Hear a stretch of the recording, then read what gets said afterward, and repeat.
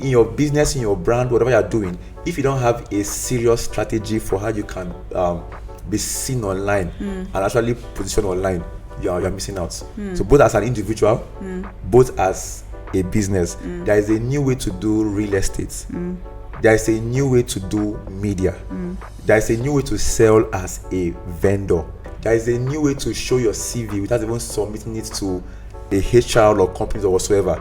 Because if you can't translate what you are doing with your online space, you are missing out on a whole lot. Hello and welcome to another interesting episode of Expert-led series here at Forbes Institute. And our guest for today is the co-founder of Phonesis Readers Club. He is the CEO of Brandoxel Media. He's a social media strategist and, of course, a brand expert. Please join me as we welcome the phenomenal Mr. Daniel Okafor. That's me. Mr. Daniel, you're welcome on the show. Thank you, Sharon. It's a pleasure to have you today. Awesome. So, you are the CEO of Brandoxel Media. Yeah. Yes, which of course is a brand that helps individuals and corporate organizations gain more visibility, achieve their sales targets and all. So how are you able to do this or make them achieve this? So you see, most people are yet to understand the gravity, or they're yet to realize the weight of the new era. It's quite unfortunate that some just saw the COVID year as a pandemic year. Yeah. But actually, that was a year of transitioning for the world at large. For every major transition that the world goes through, there's usually a shutdown, something that will interrupt the usual way of things being done. Now, it's not just a pandemic year, but that is a year that introduced a new era. So we have the post-COVID era, we have the pre-COVID era, we had the COVID era. Now the post-COVID era is like now, right? The years after the COVID, and the ways and method of doing things drastically has changed completely. We can never recover from the impact of the COVID year. Now, what do I mean by that? Before now, things are done the traditional way, right? For instance, I learned this from one of my mentors, Olakule Shorion, said the offline world was the front door to the economy. Meaning, if you are doing something, first of all, that thing has roots in the offline space. While the online was more like the back door. It was just that extra, okay, let's have a page on Facebook, let's just be out there, right? Now, the post-COVID year has now shown us that the online world is now the front door of every economy, and the offline world is now the back door. Take for instance, now we are meeting for the first time today. Yeah.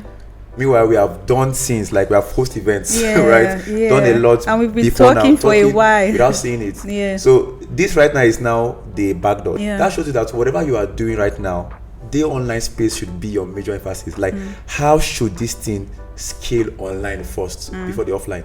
And the club is a perfect example of that. So in your business, in your brand, whatever you're doing, if you don't have a serious strategy for how you can be seen online and actually position online, you're missing out. So both as an individual, both as a business, there is a new way to do real estate. There is a new way to do media. There is a new way to sell as a vendor, right? If you are a corporate person, there is a new way to show your CV without even submitting it to a HR or companies or whatsoever. Because if you can't translate what you are doing with your online space, you are missing out on a whole lot.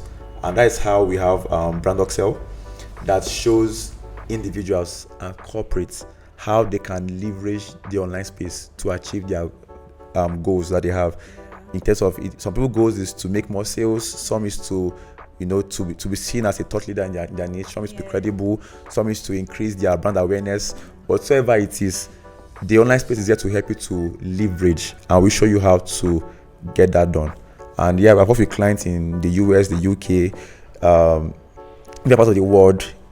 I've worked with big brands, I've worked with small brands, and it's been fun doing that. And to me, it still aligns with my flair to see that people become better at what they do. What are the challenges you faced in Brandozel, like challenges and how you were able to overcome such challenges?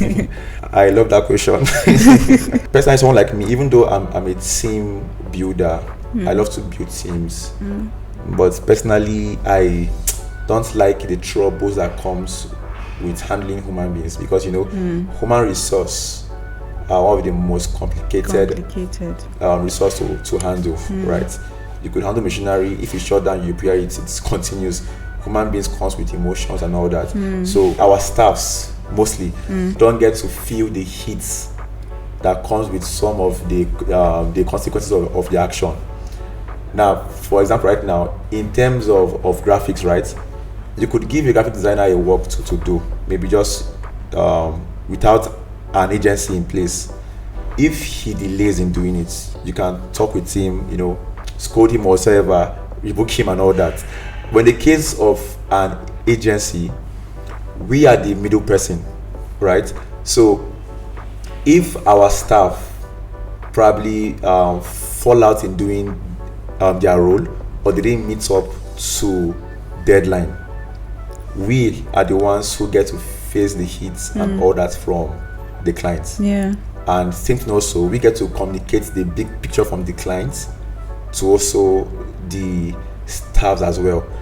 That also comes with managing staff's emotions. Like, understand that yes, in as much as the goal has to be achieved, those who would help you to achieve that goal, you have to literally manage their emotions, manage their well-being as well. Number two as well is driving to give client results, because now what actually distinguishes us is the fact that we are not service-based. We don't take pride in that, okay, we do ads, we do graphic, what we take pride in is that we deliver results. And that alone makes it more complex, because most freelancers, most agencies want to shy away from that part of results. Okay, now sales is one area of results that most agencies and freelancers are scared of, being held accountable for. Yes. Like, your sales, we just do our own part. So you get what I'm saying? Whatever you see is up to you. Let's hope that it works. Yes. And we were saying, okay, fine, that part of sales is what we want to do. We are here to see that you get sales. We're here that you see that more people buy your course, right? We're here to see that your estate properties sells more. That is the hard part, actually. So now we are not service based, we are results oriented.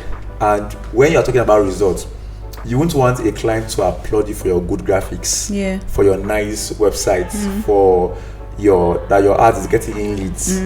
Where we get our applause from is that all those activities translated to the results that the client needed.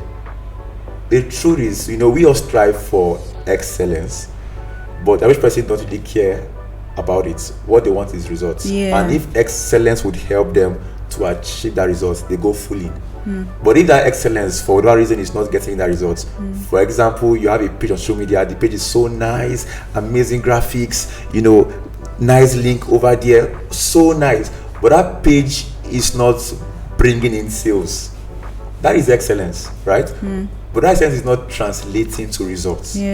So what we do is that we see excellence as a major tool, but you don't end there. Excellence is a means to an end, not the end in itself. The end is the goal that the client or the brand wants. To some of them, it don't just be known.